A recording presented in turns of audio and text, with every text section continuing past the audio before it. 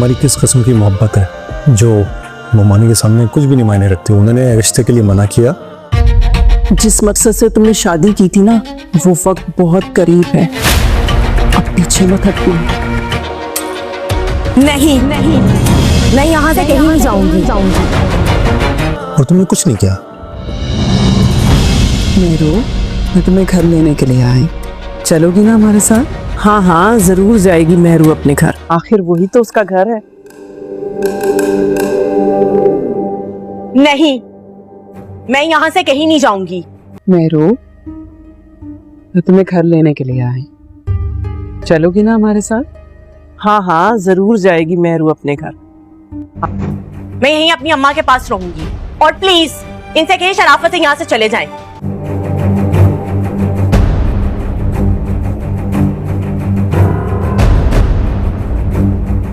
और ममानी जान ये सब वो सिर्फ अभी जिद पर आई नहीं है। तो अगर ममानी बोल रही है कि हादी को छोड़ दो, छोड़ दोगी? नहीं आती, मेरी खुशी के लिए अपनी इज्जत को छोड़ दे।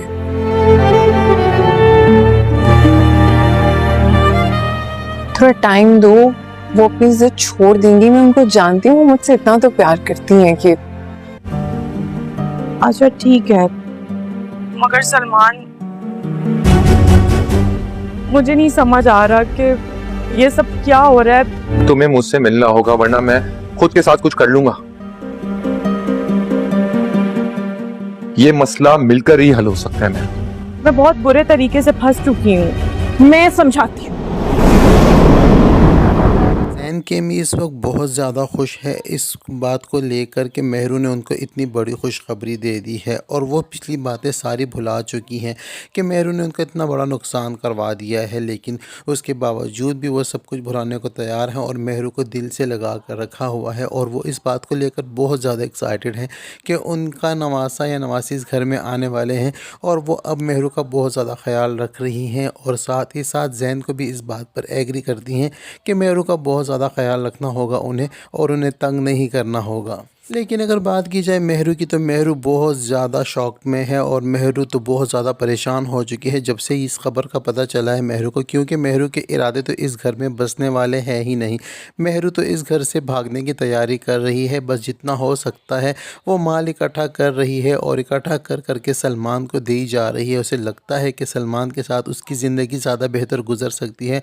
लेकिन मेहरू इस बात से बेखबर है कि सलमान भी उसके साथ धोखा कर रहा है। लेकिन अभी तक सलमान की असलियत उसके सामने नहीं आ सकी, क्योंकि सलमान उसको अभी प्यार के झांसे में रखे हुए है और उसे यही कहता है कि मैं तुम्हारे बगैर नहीं रह सकता, मुझे तुम्हारे दिए हुए इन पैसों की बिल्कुल भी ज़रूरत नहीं है। तुम मुझे पैसों के बगैर पहले भी कबूल थी, और मैं अब भी तुम्हें पैसों के बगैर खुश रखना चाहता हूँ।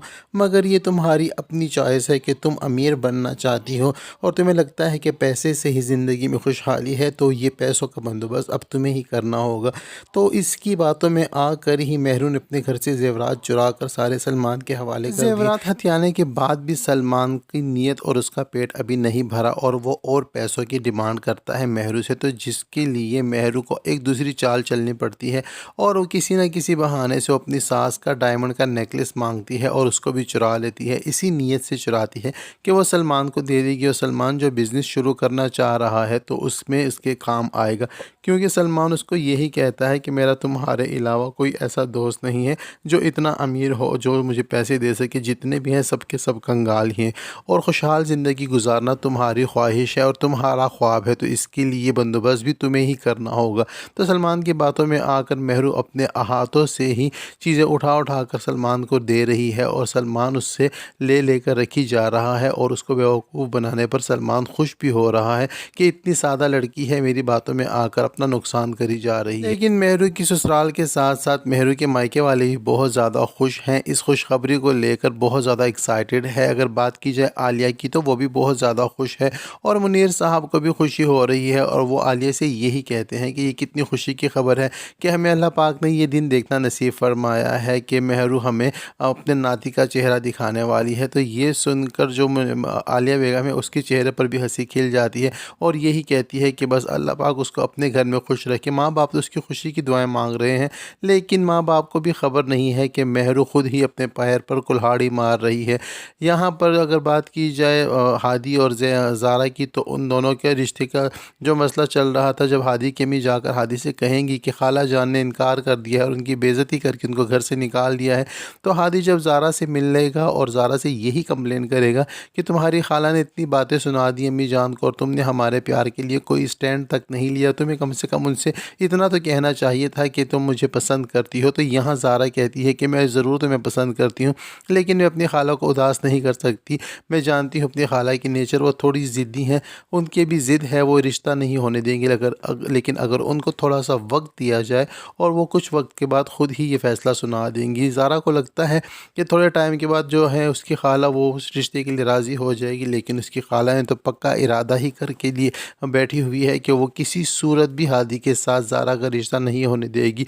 ना सिर्फ हादी के साथ बल्कि किसी के साथ भी वो ज़ारा की शादी नहीं करवाना चाहती, क्योंकि अगर ज़ारा की भी शादी करवा देगी और ज़ारा को भी रुखसत कर देगी तो जो आमदनी का ज़रिया उसको नज़र आ रहा है ज़ारा की बदौलत, यानी कि ज़ारा के अबू से जिस तरह वो पैसे हथियाती है और उसके माल पर नज़रें जमाए बैठी हुई है, तो वो सारे चांसेस के ख़त्म हो जाएंगे। इस वजह से जो है आलिया बेगम अपनी भांजी की शादी किसी से भी नहीं करवाना चाहती। लेकिन ज़ारा यहाँ पर हादी को इस बात की तसल्ली देती है कि अगर खाला जान को कुछ वक्त दिया जाए तो वो हो सकता है कि इस रिश्ते के लिए ख़ुद ब खुद राज़ी हो जाएं। उधर दूसरी जानिब जो है अब ज़ैन अपनी बीवी का बहुत ज़्यादा ख्याल रख रहा है और उसको कभी दूध ला कर देता है पीने के लिए, तो कभी जूस ला कर देता है। मगर मेहरू बहुत ज़्यादा तंग हो चुकी है ज़ैन की इन हरकतों से, इस रवैये से, क्योंकि मेहरू को लगता है कि वो सोने के पिंजरे में कैद सारी ज़िंदगी नहीं रह सकती। वो एक आज़ाद पंछी है और उसको अपनी ज़िंदगी अपनी ही मर्ज़ी से गुजारनी है। तो जब एक दिन वो सुबह के नाश्ते के बाद टेबल पर बैठे होंगे या घर में लाउंज में बैठकर बातें कर रहे होंगे, तो यहाँ पर मेहरू अपने सास से अपनी अम्मी के घर जाने की परमिशन लेगी और उसकी अम्मी अबू भी उससे मिलने ही आए होंगे और वो भी कहेंगे कि हाँ अगर वो जाना चाहती है तो हमारे साथ चले। तो यहाँ पर फ़राह बेगम जो है मेहरू को कह देगी कि तुम अगर जाना चाहती हो, तुम्हारी खुशी है, तो मैं चाहती हूँ कि तुम खुश रहो, लिहाजा तुम अपनी अम्मी के घर चली जाओ और कुछ दिन रहकर आ जाओ। लेकिन यहाँ पर ज़ैन का मूड फिर से ख़राब हो जाता है। लेकिन फ़राह बेगम अपने बेटे को समझा लेती हैं और मेहरू को उनके साथ भिजवा देती हैं। कुछ दिन वहाँ पर मेहरू गुजारती है, जहाँ पर वो मेहरू अपनी अम्मी के घर जाती है तो उदास रहती है। लेकिन ये मेहरू का ये रवैया जो है आलिया बेगम भी नोटिस करती है और ज़ारा भी नोटिस करती है। ज़ारा जब मेहरू को मुबारकबाद देने के लिए उसके पास आती है और कहती है कि तुम कितनी खुशकिस्मत हो। एक लड़की के लिए सबसे खुशी की बात यही होती है कि जब वो माँ बनने वाली होती है। तो यहाँ पर मेहरू जो है अपना रवैया सख्त करके जो है ज़ारा को जवाब देती है और कहती है कि मुझे कोई भी खुशी नहीं है और मैं ये बच्चा चाहती ही नहीं हूँ। मेहरू को लगता है कि शायद ये गुस्से में कह रही है, मेहरू को इस बात का अंदाज़ा नहीं है, ज़ारा को इस बात का अंदाज़ा नहीं है कि मेहरू ये गुस्से में नहीं बल्कि हकीकतन ये बात चाहती है कि उसका बच्चा उस ज़िंदगी में ना आए। तो ये बात जब ज़ारा को पता चलती है तो ज़ारा वहाँ से खामोश होकर चली तो जाती है, मगर सोचती है कि ये कैसी औरत है, कैसी लड़की है जो अल्लाह पाक की तरफ से इतनी बड़ी खुशी इसको मिल रही है और ये आगे से नाशुक्री कर रही है।